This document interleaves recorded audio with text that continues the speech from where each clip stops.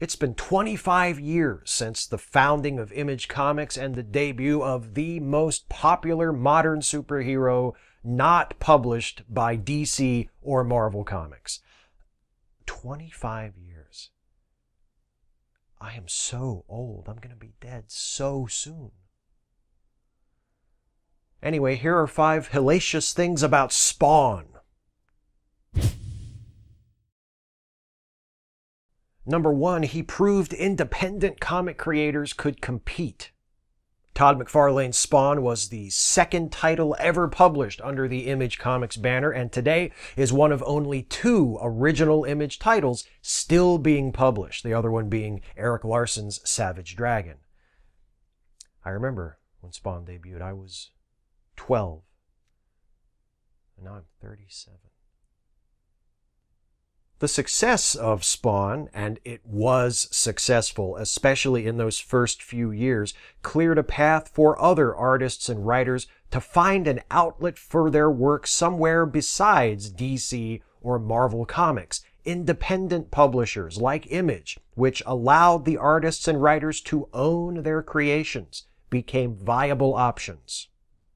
Independent creator-owned characters suddenly had the potential to be adapted into other media, like Spawn. Number 2, he was adapted into an awful movie. Oh my God, it was bad. I mean, look, good for Spawn, good for McFarlane, good for independent comics. I was happy to see a non-DC, non-Marvel character get made into a film, but Jesus, it was bad. I even recognized how bad it was when I saw it when it first opened in 1997. When I was just 17. The movie plays like an incoherent, hollow retread of The Crow, which wasn't particularly lucid or deep to begin with. There's some legitimate talent involved, including Martin Sheen, John Leguizamo, and Michael Jai White, who became the first African-American actor to play the lead in a mainstream superhero film, an honor rendered somewhat dubious by the fact that it happened in this superhero film. But the good stuff is buried under mountains of makeup, obscured by bad CGI and dim lighting, which was probably meant to conceal how bad the CGI was, and impeded by a screenplay that seems to have been assembled from spare parts left over from other movies. The fact that Spawn's movie exists at all is a testament to how popular that character was, and the fact that they never made another one is a testament to how awful Spawn's movie is. So his big screen debut didn't wind up amounting to much, but that same year he fared a lot better on the small screen. Number 3, he was adapted into a pretty good animated series. In the 1990s, live-action superhero movies and TV series were pretty terrible, but you know it's true. Don't you look at me like that. God, look how young he is. I mean, what is he, in his 50s now? Anyway, superheroes fared better when it came to animation, and Spawn was no exception. Spawn's animated series ran for 3 seasons on HBO from 1997 to 1999. It garnered critical and popular praise, won an Emmy in 1999, and was generally much more warmly regarded than the movie. And with good reason. It's everything the movie wasn't. Mature, stylish, and visually distinctive, and decently written for the most part. The series does an especially respectable job of streamlining and clarifying the often impenetrable plotting of the comic. It wasn't perfect, the animation was inconsistent, the live-action introductions by McFarlane were an unnecessary bit of self-indulgence, and the series was never able to improve on its first season. But yeah, it was pretty good. I actually think the animated series is better than the original comic, which, while I can appreciate it, I was never a huge fan of.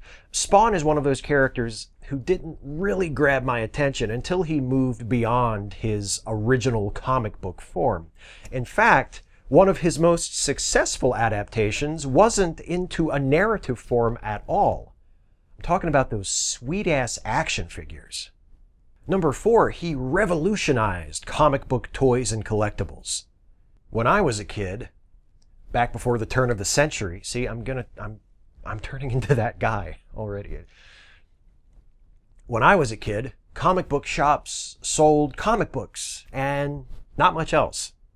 Today, comic book shops are more like miniature toy stores, carrying not just comics, but a dizzying array of action figures, models, and other collectibles based on those comic books.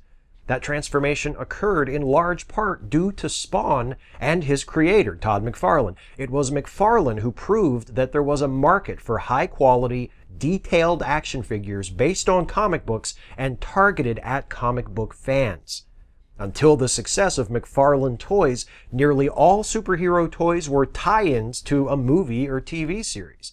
They were smaller in size, not well sculpted, and generally pretty crappy when compared to what we have today from McFarlane Toys and DC Direct and Marvel Select. Once McFarlane's Spawn figures hit the market, all of that changed in a hurry. If you're a comic book nerd and you've ever admired a Batman action figure designed by one of your favorite artists, or a Wolverine action figure that looks like it could have just stepped off of a comic book page, you owe a debt to Todd McFarlane and to Spawn, whether you were ever a fan of them or not. The list of comic book characters who changed the industry is a very short one, and like him or not, Spawn belongs on that list. Number 5, he embodied the era in which he was created. In this video, I haven't really said anything about the actual character of Spawn, his story, his abilities, and that's because those elements, which would be essential to the appeal of most other characters in the genre, always felt secondary to the buzz that surrounded Spawn in those early years. Spawn wasn't so much a character as he was a prompt for a talented artist to draw an awesome splash page. And when I was a teenager, that seemed like enough for me and my fellow comic book fans. For better and for worse, Spawn was the quintessential superhero character of the 1990s. He was a cool costume, all spikes and chains and swirling cape. His stories were hopelessly convoluted, packed with violence and allusions to religion, mythology, and conspiracies, shamelessly ornamented with scantily clad, absurdly proportioned women. It gave its predominantly young male readers the impression of being adult without ever being terribly sophisticated, and it epitomized the excess that defined superhero comics and eventually threatened to ruin them for good. Since that mid-90s heyday when he seemed poised to break through into the mainstream of pop culture for good, Spawn has withdrawn back into the pages of the comic book from which he was, well, spawned. It's no longer the best-selling juggernaut it once was, but it still sells well enough to justify its continued existence, and in a few more years, Lord willing and the creek don't rise, Spawn will become the first Image Comics title to publish 300 issues. Who would have thought that one of the few new comics to survive the 1990s comic book bubble bursting would be one of the characters that helped to create that bubble in the first place? Certainly not teenage me, all those many, many years ago. The hardest part is picking only 5. Catch you next time. Hey folks, hope you enjoyed this one. If you did, please like, share, and subscribe. And also, please consider helping me to make more videos like this one by supporting this channel through Patreon. You can go to patreon.com/Steve Shives to become a patron of this channel. Thanks for watching.